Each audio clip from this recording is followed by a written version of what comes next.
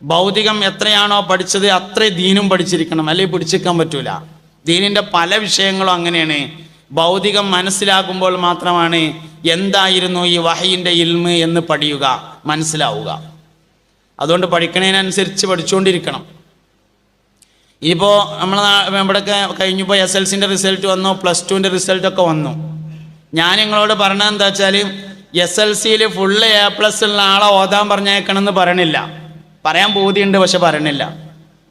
പറയാൻ എനിക്ക് പൂതിയൊക്കെ ഉണ്ട്, പക്ഷെ പറയണില്ല. നല്ല ബുദ്ധിയുള്ളവനാ ശരിക്കും ഓതാൻ പോകണ്ടേ, പക്ഷെ ഞാൻ പറയണില്ല. നല്ല SLCയിൽ ഫുള്ള് A+ ഉള്ളവന് +1 പോയിക്കോട്ടെ. ഫുള്ള് A+ ആണെങ്കിൽ സയൻസ് തന്നെ എടുത്തോട്ടെ, അല്ലെങ്കിൽ കൊമേഴ്സ് എടുത്തോട്ടെ, അല്ല നാട്ടിൻ്റെ അടുത്ത് ഹ്യൂമാനിറ്റീസ് ആണ് ഉള്ളത് വെച്ചാൽ എടുത്തോട്ടെ, കുറച്ചാലും പോയിക്കോട്ടെ.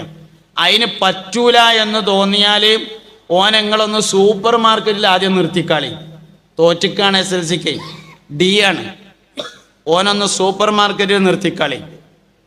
സൂപ്പർ മാർക്കറ്റിൽ നിർത്തിയാൽ സിമെൻറ്റും അല്ല പഞ്ചാരച്ചാക്ക് ഏറ്റേണ്ടി വരും. കാരണം ഈ ജൂനിയേഴ്സിന് ഭയങ്കര ഇടങ്ങേറുള്ള പണിയാണ് ആരായാലും കൊടുക്കുക. അവനെ പറ്റുമോ നോക്കണമല്ലോ. ആദ്യം തന്നെ ക്യാഷ് കൗണ്ടറിലൊന്നും ഇരിക്കാൻ ആരും പറയില്ല, ഒരു മുതലാളി സമ്മതിക്കൂല. പഞ്ചാരച്ചാക്കാണ്ട് ഏറ്റേണ്ടി വരും, പെരടിയാണ്ട് വേദന ആവും.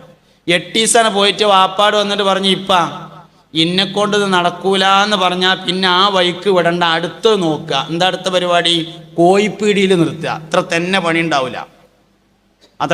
ഉണ്ടാവില്ല, അല്ലെങ്കിൽ മീൻ കച്ചവടക്കാരൻ്റെ ഒപ്പം നിർത്തുക. രാവിലെ നല്ല തുണിങ്കുപ്പായ എടുത്ത് പോകും.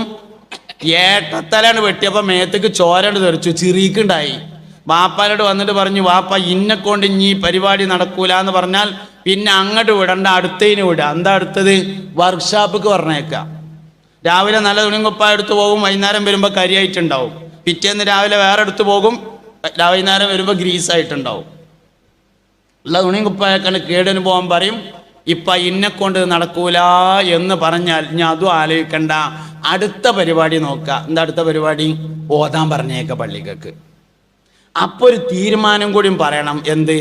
ഒന്ന് മയ്യത്ത് നിക്കരിച്ചാനും കിടക്കട്ടെ എന്നും കൂടിയും പറഞ്ഞാൽ ഇന്നാ മിയായി. കാരണം ഈ ഏട്ടത്തല വെട്ടാൻ കഴിയാത്ത ഓനാണല്ലോ ഞാനക്ക് മയ്യത്ത് കരിച്ചിട്ടുണ്ട്.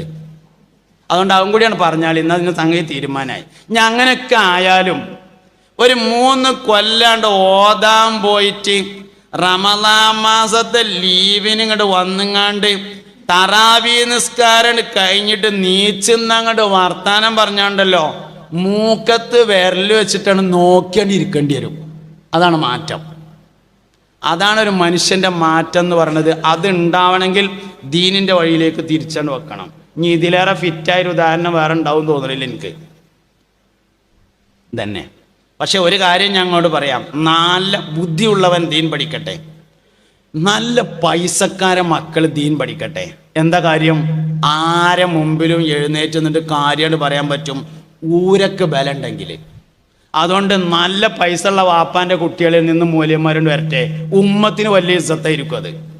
ഈ ഉമ്മത്തിന് എന്തുമാത്രം ഇസ്സത്തായിരിക്കും അത്. ആരെ മുമ്പിൽ എഴുന്നേറ്റ് നിന്ന് കാര്യമായിട്ട് പറയാൻ പറ്റും, അങ്ങനത്തെ ആൾക്കാരുണ്ട് വരട്ടെ. അതിനാണ് നമ്മൾ ആഗ്രഹിക്കേണ്ടത്. ഇപ്പം എല്ലാ നാടുകളിലും സമസ്തയുടെ കീഴിൽ സ്വദേശി ദർസുകൾ സജീവമാക്കിക്കൊണ്ടിരിക്കുകയാണ്. ആൺകുട്ടികളുടെ കാര്യം മാത്രമല്ല, പെൺകുട്ടികളുടെ കാര്യം പറയേണ്ടതുണ്ട്. പഠിക്കാൻ കഴിഞ്ഞില്ലല്ലോ എന്നുള്ള സങ്കടം ഏറ്റവും കൂടുതൽ ഉണ്ടാകുക ആണുങ്ങൾക്കല്ല, പെണ്ണുങ്ങൾക്കാണ്. വിദ്യാഭ്യാസ നിരാശാരോഗം എന്നാണ് അതിന് പറയുക. അത് സ്ത്രീകൾക്കാണ് ഏറ്റവും കൂടുതലുള്ളത്. പഠിക്കാൻ കഴിഞ്ഞില്ലല്ലോ എന്ന സങ്കടം. ആണുങ്ങൾക്ക് അത് അത്ര തന്നെ വരില്ല. കാരണം ആണുങ്ങൾക്ക് ഒരുപാട് അവസരങ്ങൾ ഉണ്ടാവും എന്നതാണ്. ആൺകുട്ടികളും പഠിക്കണം, പെൺകുട്ടികളും പഠിക്കണം, എല്ലാവരും പഠിക്കണം. ഒരു മഹല്ല് എന്ന് പറഞ്ഞാൽ മഹല്ലിൽ പ്രധാനമായും 4 കാര്യം ഉണ്ടാവണം. വിഷയം മാറുന്നുണ്ട്, എന്നാലും ഞാൻ സാന്ദർഭികമായിട്ട് പറയാം. 4 കാര്യങ്ങൾ ഒരു മഹല്ലിൽ ഉണ്ടായിരിക്കണം എന്നാണ്. ഒന്ന്, സ്ഥിരമായ റിലീഫിൻ്റെ സംവിധാനം ഉണ്ടായിരിക്കണം. ബിലാലുൽ മുഅദ്ദിൻ റളിയല്ലാഹു അൻഹു മദീനത്തെ പള്ളിയിൽ നിന്ന് പിരിച്ചിട്ട് തുടങ്ങിയതാണ് റിലീഫ്. എല്ലാ വക്തിനുമായിരുന്നു പിരിവ്. ജുമുഅക്ക് വെള്ളിയാഴ്ച മാത്രമല്ല, എല്ലാ വക്തിനും ബിലാൽ റളിയല്ലാഹു അൻഹു പിരിച്ചിരുന്നു. അതുകൊണ്ട് മഹല്ലിൽ റിലീഫ് നടക്കണം. നമ്മളെന്താ കാട്ടുകാര്യങ്ങൾ?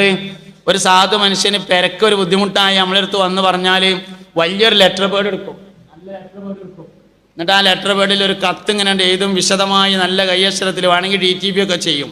ഇന്നോടത്ത് ഇന്നാളിനാൾ ഭയങ്കര അധികം വിഷമമുണ്ടാവുകൊണ്ട് എല്ലാവരും സഹായിക്കേണ്ടതാണ് എന്ന് പറഞ്ഞാൽ അടിയിൽ പേരും ഒപ്പം ഫോൺ നമ്പറും വാട്സപ്പ് നമ്പറും ഇമെയിൽ ID വെച്ചിട്ട് കൊടുത്തിട്ട് പറയും തെണ്ടിക്കൂട് അറിയും.